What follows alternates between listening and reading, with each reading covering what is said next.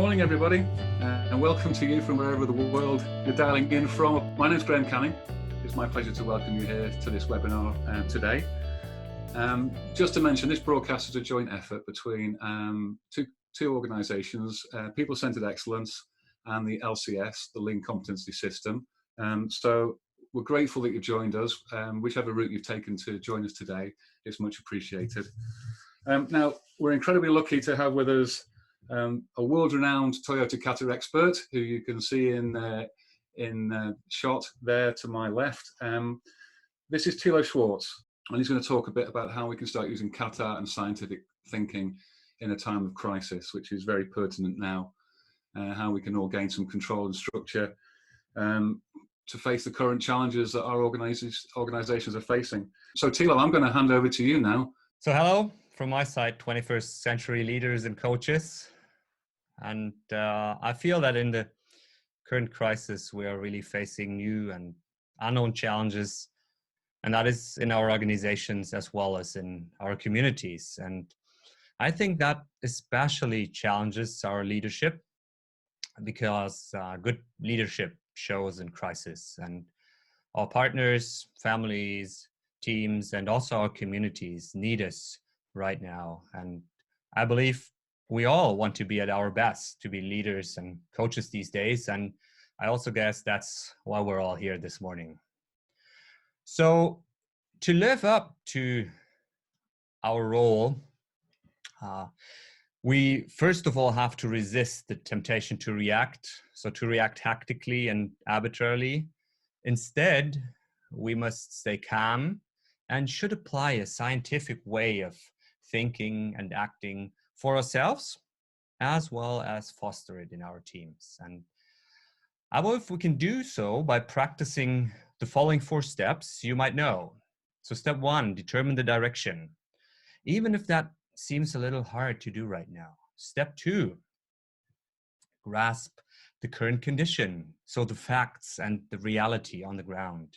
Step 3, establish short-term, next target conditions. And step 4, go quickly by experimenting towards these next target conditions. So in this webinar today, I'm going to discuss how you and your team can successfully and confidently navigate the unknown territory we have ahead by using these 4 steps that, by the way, are called the Improvement Kata. So at the end of this webinar, you will have 5 powerful starter kata. So recipes for getting started you can put into practice immediately in your teams and in your organization. So why should we apply and practice a scientific way of thinking and acting right now, you might wonder?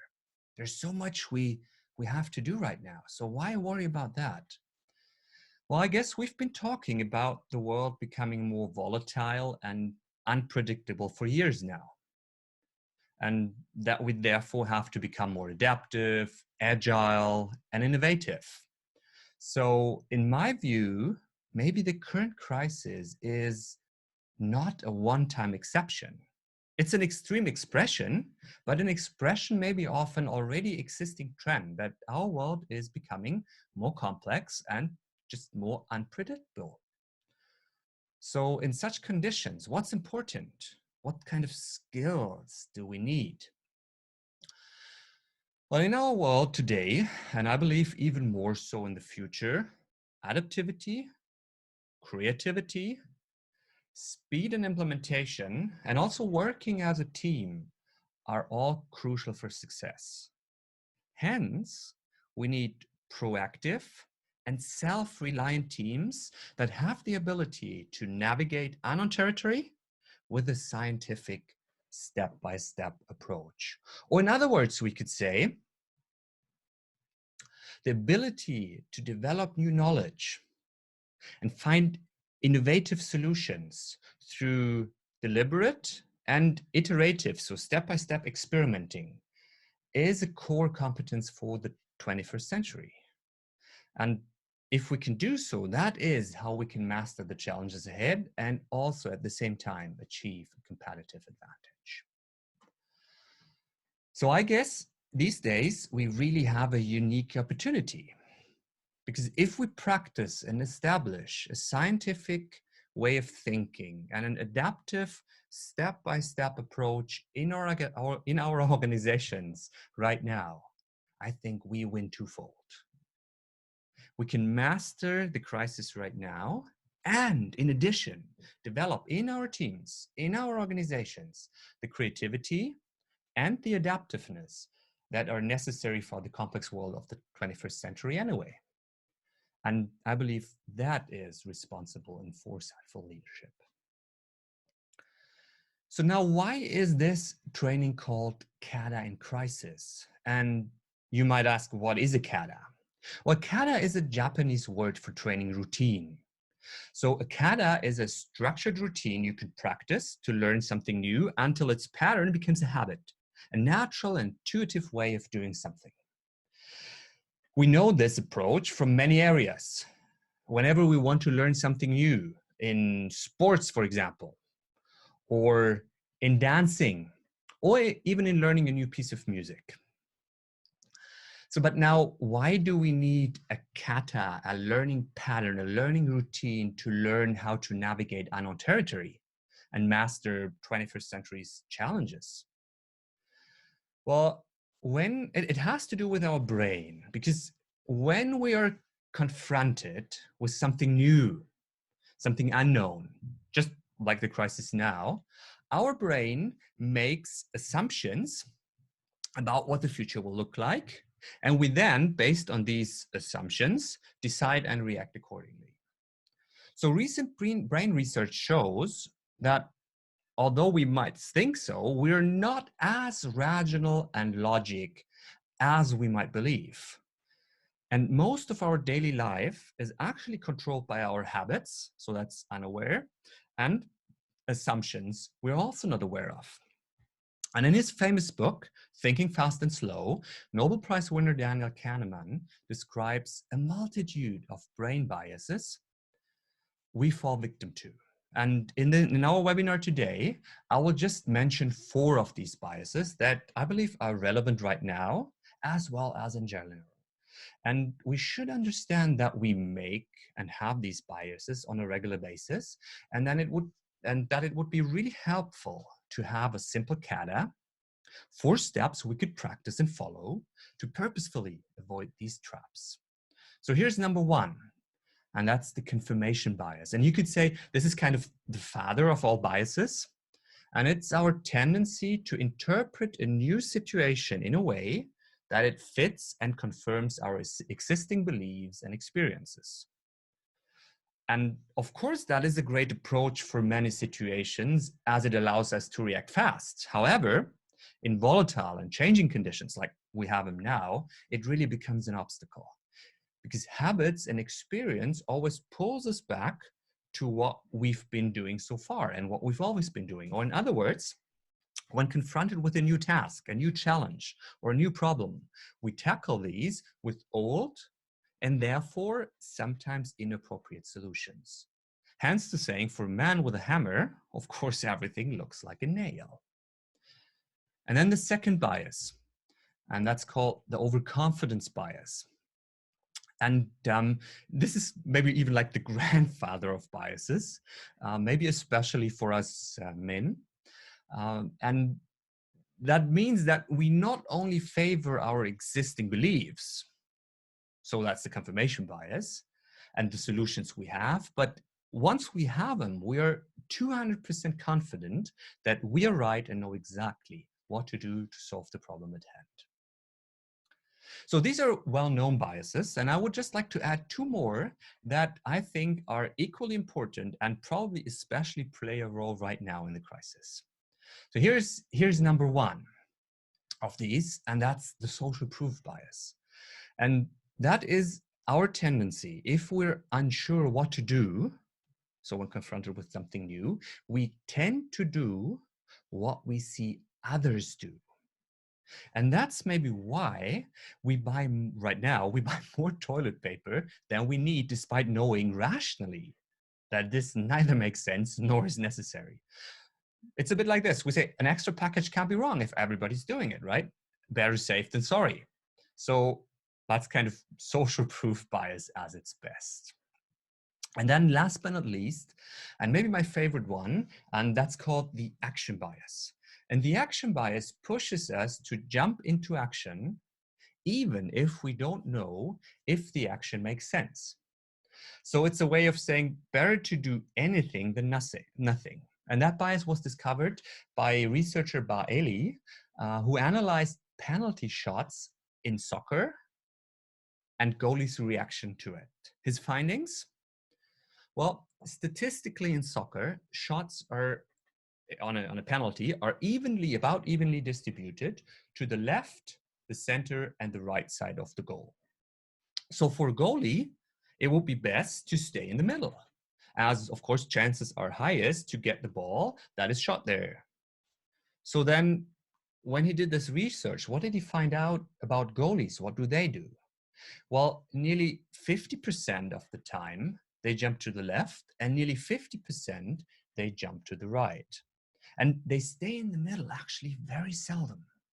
Statistically, that doesn't make sense. So why do they act that way? Well, imagine for a second being this goalie in the picture you see right now, and the penalty's been shot, and you knowing the mathematics and statistics, you passively stay in the middle, and unfortunately the ball smashes into the left corner while you kind of sheepishly look behind it. 60,000 people in the stadium burst out into a roar. See that dumb goalie? Didn't he move? What is he doing? In contrast, if you would do a power dive, even if it was in the wrong corner, people would say, well, what a dive, great goalie. You can't be right every time.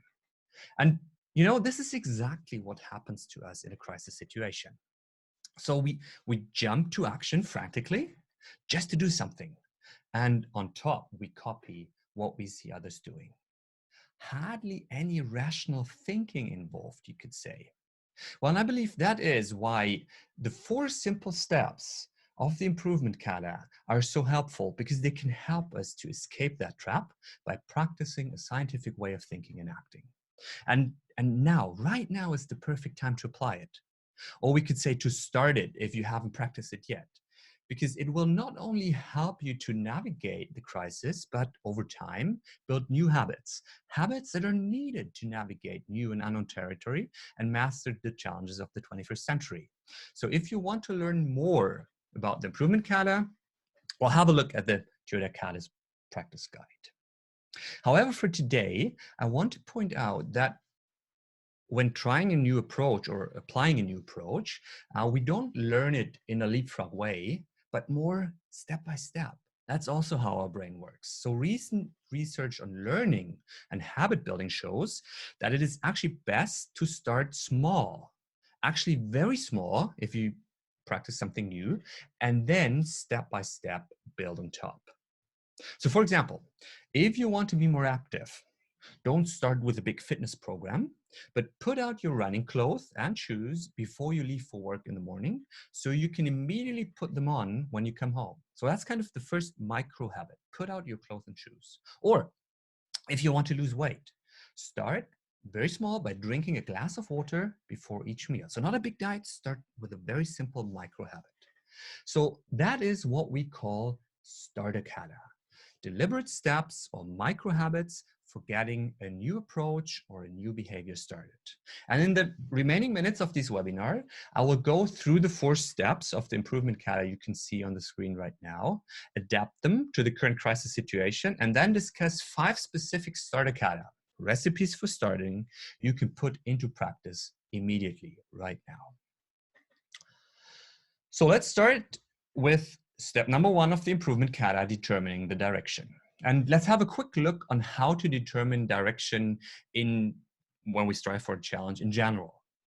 So usually companies aim for a longer term vision. So where do we want to be long term? What is our competitive advantage, the competitive advantage we want to establish? From that, we usually break down challenges, let's say for the next 3 to 12 months. So quarterly plans or strategic goals for the year. Next, we assess the current condition. So what's the current condition right now, based on which each team then defines their next target condition for their processes and their area of responsibility, maybe for the next 2 to 6 weeks.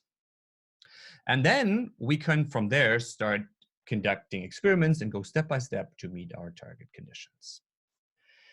In a crisis, in a situation like we're in right now, however, it might seem difficult to have a clear direction when so much is uncertain, maybe even chaotic, and existing strategic plans seem inadequate. Budget plans, targets 2020, defined last year, maybe way off track. So it's easy to understand that people are unsure what to do. And a situation like this drives many managers and teams into reacting frantically with no direction at all. And we understand that that is not a good way to lead our teams. So how can we determine the direction in a crisis? Well, I like to think of a ship and its crew in a raging storm. They will still keep their destination in mind. Where are we going? Long term, our journey.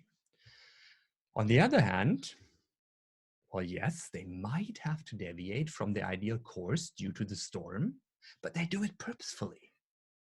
They might even, until the storm calms down, go with the wind and purposefully align their direction with the waves to, of course, prevent capsizing. So I'm not saying stay on course come what may, but letting the boat spin with no course at all is probably the worst thing we can do in a storm. So how can we, using this picture, determine direction right now? Well, first and foremost, I believe we have to reduce the time frames for our challenges and target conditions. So with your team, ask, what is our challenge right now? So what do we need to achieve within the, let's say, next 4, max 6 weeks? From that, we can then deduct next target conditions. And we can do this so for each team. And I believe it's good here to aim for a due date of just 1 week. So that time frame helps us to be adaptive and establishes a high speed of implementation, because we then have to, of course, if it's only 1 week for the next target condition, do even faster and quicker experiments. So here's my recipe for determining direction in crisis. Step 1, with your team, choose what data and facts are most relevant to make decisions for your business right now. Focus on them and quickly get them firsthand. Step 2, assess risks, needs, and opportunities. So, of course, we are aware, or mostly we're aware of the risks right now. A crisis, however, likewise offers opportunities, and we can use them given that we see them. So taking the following perspectives, I find helpful to identify the relevant risks and opportunities. Look at your people, your customers, your suppliers, and then at your business model as a whole. And ask the following 3 questions for each of the perspectives. What are the risks for my people, for my customers, for my suppliers, for my business? What are the needs and worries right now? And what are the opportunities? And I believe focusing on our customers' needs and worries is a very good perspective to find opportunities for new and good business in crisis. Step 3, focus relentlessly. And I actually enjoy or like this stop, amplify, invent approach. So with your team, ask the following 3 questions. What do we need to stop now because it's harmful, not contributing enough to our business, or takes too many resources? Be relentless here. Don't betray yourself with pets you love. Second, what should we amplify? Amplify as much as we can as it offers the most benefit. Don't go for vague options and hope here, but look at your existing business. Just because we're in crisis is not all of a sudden bad, all bad. So there are parts that we can now amplify because they offer great benefit. And then third, what would we offer if we offered it would be the greatest benefit? So what could we invent and deliver to our customers within the next 4 to 6 weeks to create benefit. Be relentless here. Stop, amplify, invent. Define one. It's probably enough, one for each for the next 4 to 6 weeks. Step 4, define the challenge. So in other words, summarize. Where do we want to be in 6 weeks from now? Or write it as a sentence. Wouldn't it be great if we could stop, amplify, invent within the next 6 weeks? Write it down and display it in a way so everybody in your team can see it every day. Repeating this process then over the next every 4 to 6 weeks will help us to navigate adaptively and at the same time stay focused during times of rough sea. Coming back to what we said in the beginning, when we start something new, start small. If I pick one thing to start with, start a kata, then it is this. Start a kata, practice this for a start. Focus relentlessly, stop, amplify, invent. Let's move on to step number 2 of the improvement kata, which is grasp the current condition. So when grasping the current condition in general, we want to avoid assumptions and grasp data firsthand. And although this is true in general, I believe this applies even more so in crisis, where things move and change fast and existing ways of measuring, displaying information and data is often inadequate. So the ways we usually display data in calm waters might be not relevant or especially too slow right now. So it's a bit like just any captain knows. An up-to-date map is important, but of course it does not replace being consciously on the lookout. Another thing is that our brain that's kind of the fight and flight bias driven by that, focuses on the wrong information if we're under pressure. So this reminds me, by the way, of a tragic accident of Air France flight 447. And it was on a trip from Brazil to France. And it is believed that the pilots, when they had a malfunction, were so taken up with one particular flight instrument, the altitude gauge, that they overlooked the much more crucial information that could have saved the plane. It was right there. So as the plane was losing more and more altitude, they tried to counteract by pulling up until unfortunately the plane stalled. And their brains actually prevented them from seeing the solution to the puzzle, biased by zooming in more and more on the one thing they were trying to counteract. So in a crisis situation, it doesn't make sense to only stare at the results. So like, the mouse in front of the snake. They will not change if we just stare at them. Also, numbers that might be helpful in calm waters, like productivity, might be completely misleading right now.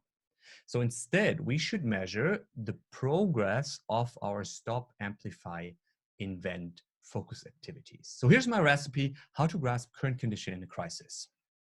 Step 1, with your team, choose the top 3 facts or pieces of information you need to know about the situation for each of the following 3 areas: your own business performance, your customers, your supply chain. Secondly, define a progress metric. So a metric that shows you if and how much progress you're making for each of your stop, amplify, invent goals. And third, set up a way to measure these metrics at high frequency. So high frequency means every day, and display them so every member of your team can get an overview. This could be right now, of course, physically on a wall, or if that is not possible, an online dashboard if your team is working remotely. Again, if I pick one thing to start with, then it is this. For a starter kata, practice this. Define a progress metric for each of your stop, amplify, invent goals. Let's move on. Establish short-term target conditions, step 3 of the improvement kata. And again, also let's keep this simple for a crisis situation. Therefore, only 2 tips here. First, define target condition with a 1-week due date. 1 week due date for each of your 6-week stop, amplify, invent challenges. And secondly, use a very simple T template, so a format to display and describe these target conditions, to note your observations and measurements about the current condition, as well as defining the target condition for the week.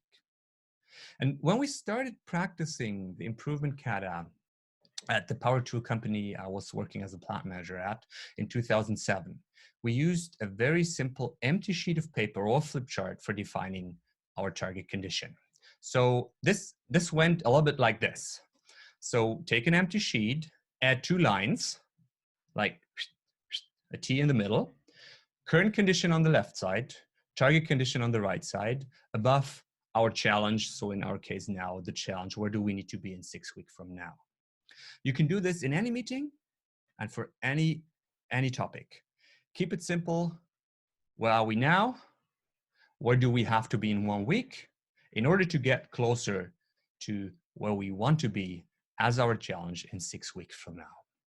Again, for a starter kata, getting started, practice this.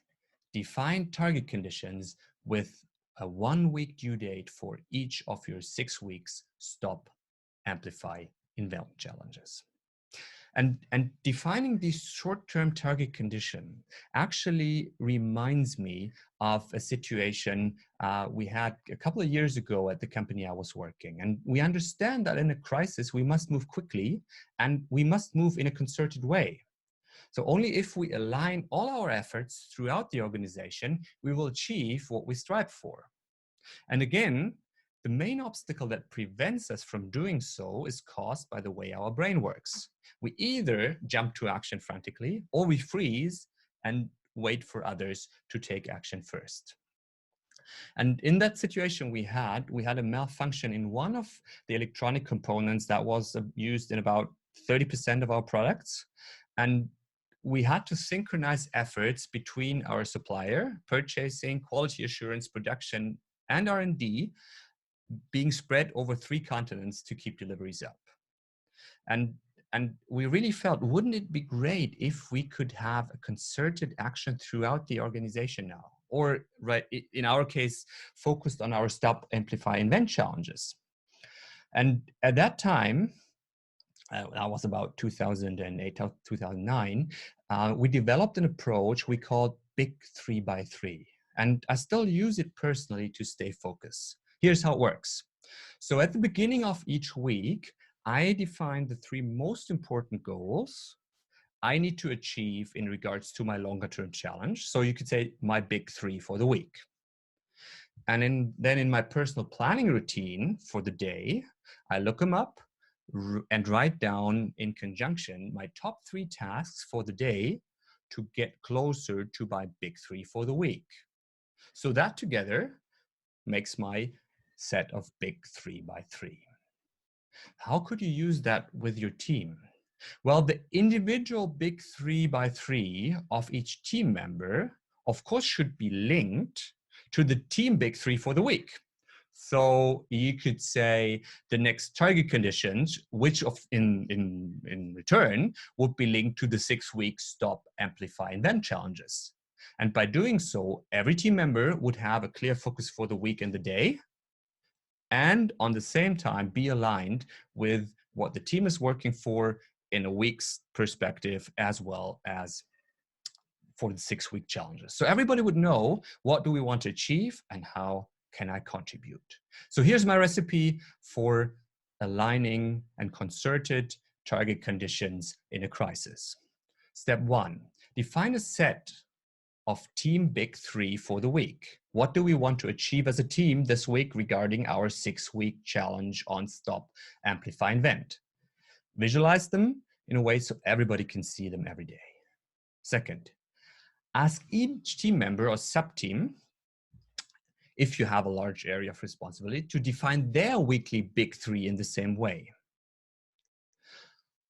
Define your personal daily big 3 towards the weekly goals and encourage each team member to do that as well. Last but not least, establish all-day hands in the morning to synchronize everybody. Again, if I would pick 1 point to start with for a starter kata, practice this. Define your daily big 3 for yourself and encourage your team to do that as well. On a side note here, if you have a personal morning and evening routine, build this starter kata into it. If you don't have one, maybe starting a daily planning routine now is a good time. So in closing, let's move to point 4, go quickly by experiment. So adaptiveness is based on going quickly, going by experiment, taking small steps, getting immediate feedback, and learning and adapting accordingly. And all this at high speed. However, this is, of course, easy to say, but hard to do. And it reminds me of the time a factory burned down at one of our suppliers. And that supplier produced parts for nearly every one of our products. So it was a housing part. And I was the plant manager at that time. And within 42 hours, our production lines and step by step, our whole factory came to a stop. So we jumped into crisis mode, but I soon discovered 2 problems. Number 1, our morning meetings took too long. So through my mind went the thought, we need time to work on the problems, not just for discussing them. And secondly, people were waiting for our morning meeting for decisions to be taken rather than deciding themselves through the day. Ouch, that hurt. So here's what we learned that time.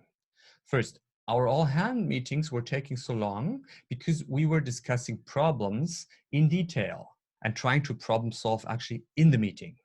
And that doesn't work. So all hands meetings should be focused on aligning the team regarding what we need to do next, as well as establishing a common understanding of the current situation, which of course might change every day, maybe even on an hourly basis.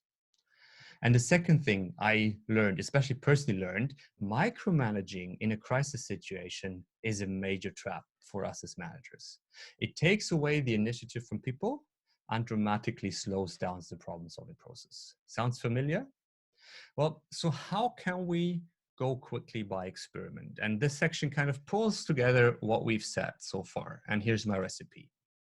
First, have a very short daily all hands, best in the morning, to align the team, set the targets for the day, and identify who needs help. Repeat the target conditions for the week, set the targets for the day, and then identify who needs help. Second, refrain from problem solving or detailed discussion in the all hands. Third, instead, establish short-term frequent interactions, one-on-one or in small groups for problem solving.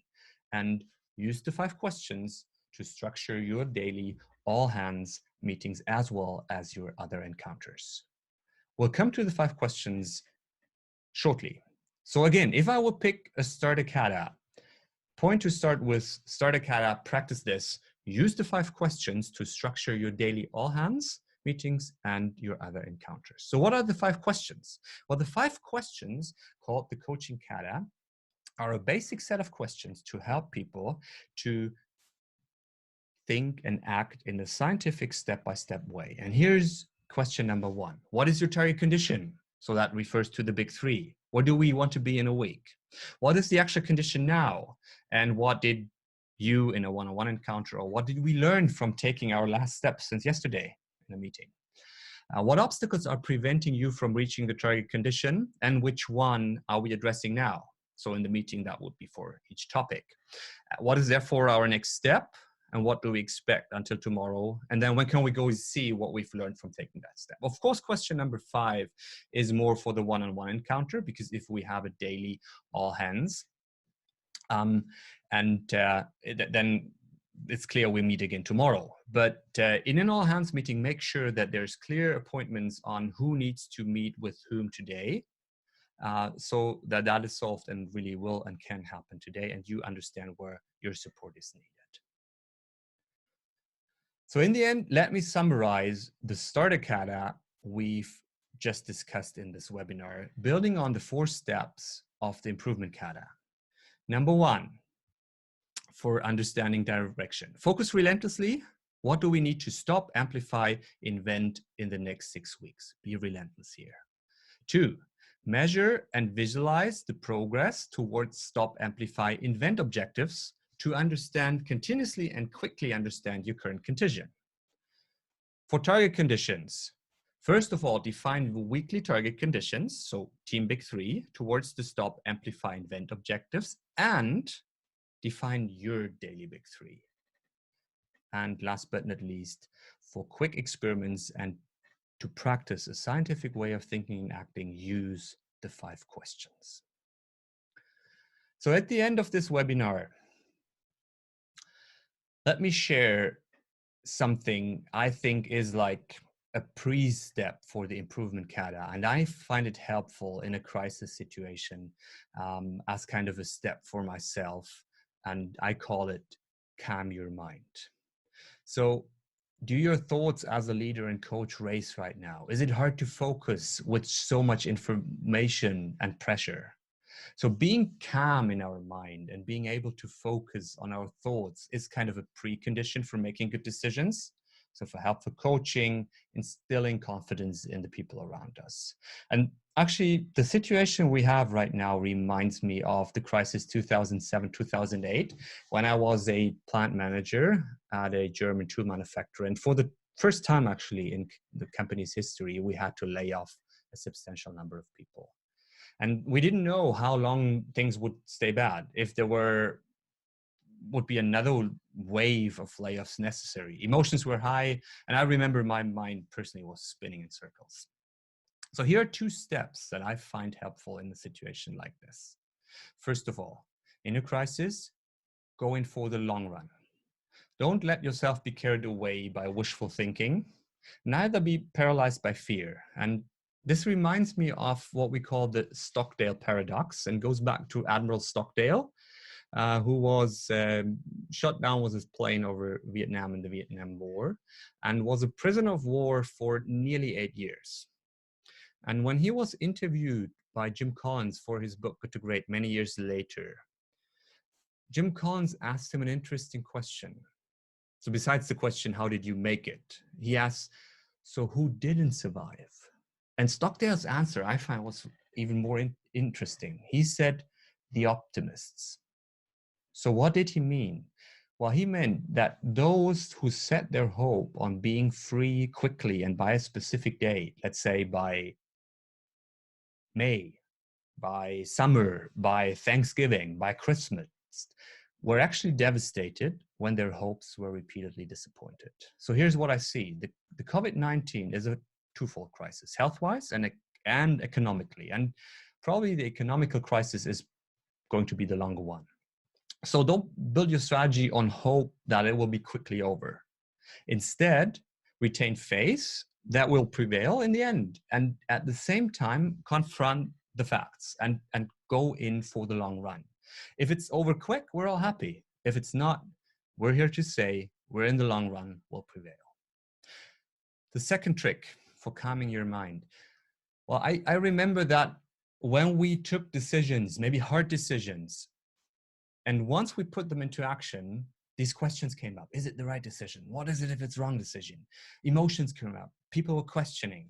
So here's what helps me. When you have to do a difficult decision with your team, write down your rationale when you do the decision, when you discuss it. And when you go into implementation and doubts come up, reread your rationale. This will calm your mind and at the same time clarify if the situation really changes that we have to change our decision as well. So let's finish with this. If we practice improvement kata right now, it benefits us twofold. We can master the crisis, and at the same time, we develop a new way of thinking and acting in our teams that is needed tomorrow anyway. So let's all stay calm, do the kata so that we can be at our best as leaders. Thank you very much for viewing our Kata in Crisis webinar today. If you want to download the slides and learn more, go to kataincrisis.com.